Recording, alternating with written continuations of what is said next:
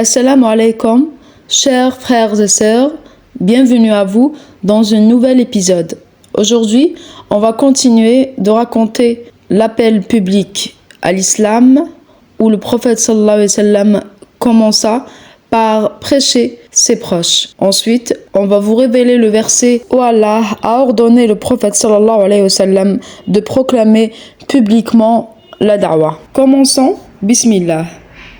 Un jour, après avoir obtenu la promesse d'Abu Talib de le protéger dans la transmission de son message divin, le prophète sallallahu alayhi wa sallam monta sur le mont Safa, gravit son sommet et se tint debout sur un rocher. Il s'écria « Ô matinée !» une expression utilisée pour annoncer une attaque imminente ou un événement majeur. Le prophète sallallahu alayhi wa sallam commença alors à appeler les clans de Quraysh, les convoquant tribu par tribu. « Ô Banu Fahr ! Ô Banu Adi, ô fils d'un tel, ô fils d'un tel, ô Banu Abd Manaf, ô Banu Abd al-Muttalib. » En entendant son appel, les gens se demandèrent qui est en train de crier ainsi. Lorsqu'ils apprirent que c'était Muhammad sallallahu alayhi wa sallam, ils accoururent. Même ceux qui ne purent se rendre sur place envoyèrent quelqu'un pour voir ce qui se passait. Parmi eux se trouvait Abu Lahab, accompagné des membres de Quraysh. Quand ils furent rassemblés, le prophète sallallahu alayhi wa sallam leur dit « Si je vous annonçais qu'une cavalerie se tient dans la vallée, prête à vous attaquer depuis les contreforts de cette montagne, me croiriez-vous » Ils répondirent « Oui, nous n'avons jamais connu le moindre mensonge venant de toi. » Le prophète sallallahu alayhi wa sallam déclara alors « Eh bien, je suis pour vous un avertisseur annonçant un châtiment sévère. Ma situation envers vous est semblable à celle d'un homme qui, voyant l'ennemi approcher, grimpe sur une hauteur pour avertir sa famille et crie « Ô matinée !» par peur qu'il soit pris par surprise. Le prophète sallallahu alayhi wa sallam les invita ensuite à la vérité et les avertit du châtiment de Dieu, en s'adressant spécifiquement à chaque tribu, puis de manière générale. Ô gens de Quraysh, sauvez vos âmes de l'enfer. Je ne peux rien pour vous devant Dieu, ni vous nuire, ni vous être utile. Ô Banu Ka'b ibn Lu'ay, sauvez vos âmes de l'enfer, car je ne possède aucun pouvoir sur vous devant Dieu. Ô Banu Murrah ibn Ka'b, sauvez vos âmes de l'enfer. Ô gens de la tribu de Qusay, sauvez vos âmes de l'enfer. Ô Banu Abd Manaf, sauvez vos âmes de l'enfer. Ô Banu Abd Shams, sauvez vos âmes de l'enfer. Ô Banu Hashim, sauvez vos âmes de l'enfer. Ô gens de la tribu d'Abd al-Muttalib, sauvez vos âmes de l'enfer, car je ne peux rien pour vous devant Dieu. Demandez-moi ce que vous voulez de mes biens, mais sachez que je ne peux rien pour vous devant Dieu. Le prophète sallallahu alayhi wa sallam conclut par un avertissement direct à son oncle. Ô Abbas ibn al-Muttalib, je ne peux rien pour toi devant Dieu. Le prophète sallallahu alayhi wa sallam poursuivit son appel en s'adressant à ses proches. Ô Safiya bint Abd al-Muttalib, tante du messager de Dieu, je ne peux rien pour toi devant Dieu. Ô Fatima bint Muhammad, fille du messager de Dieu, demande-moi ce que tu veux de mes biens, mais sauve-toi de l'enfer, car je ne peux ni te nuire, ni te venir en aide, et je ne peux rien pour toi devant Dieu.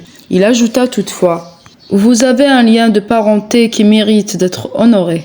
Après cet avertissement solennel, les gens se dispersèrent sans réaction notable, sauf un homme qui affronta le prophète sallallahu alayhi wa sallam avec mépris et lui dit « Malheur à toi pour toute cette journée, est-ce pour cela que tu nous as réunis ?»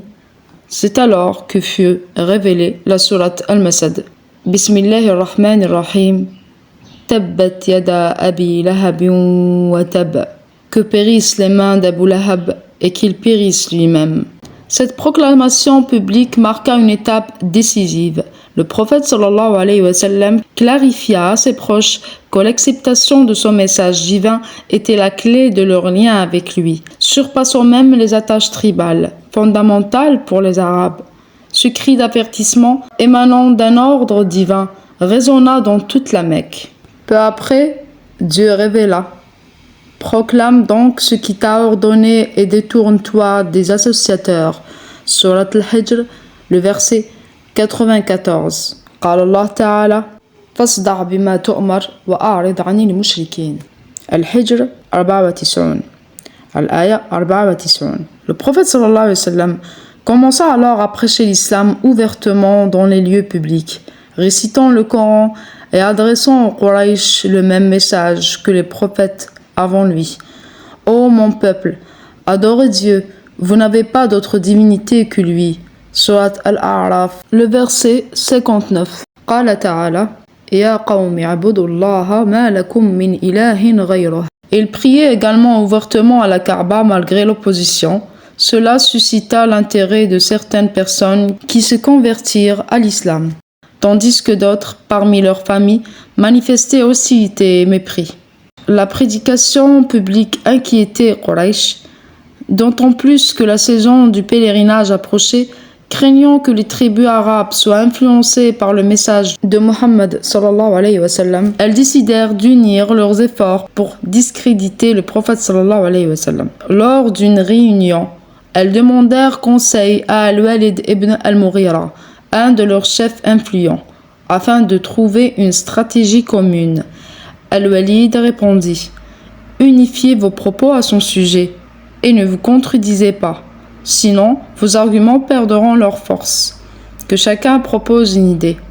Ils débattirent alors sur la meilleure manière de faire face à la propagation de l'islam. Nous terminons ici notre épisode. Nous vous reverrons bi'idhnillahi ta'ala dans la prochaine vidéo. Sur ce, je vous dis à très bientôt. Subhanakallahumma wa bihamdik nashhadu an la ilaha illa ant nastaghfiruka wa natubu ilayk. Oh Allah, gloire à toi et louange à toi. Nous attestons qu'il n'y a de divinité digne d'adoration qu'Allah. Nous implorons ton pardon et nous nous repentons à toi. Assalamu alaikum.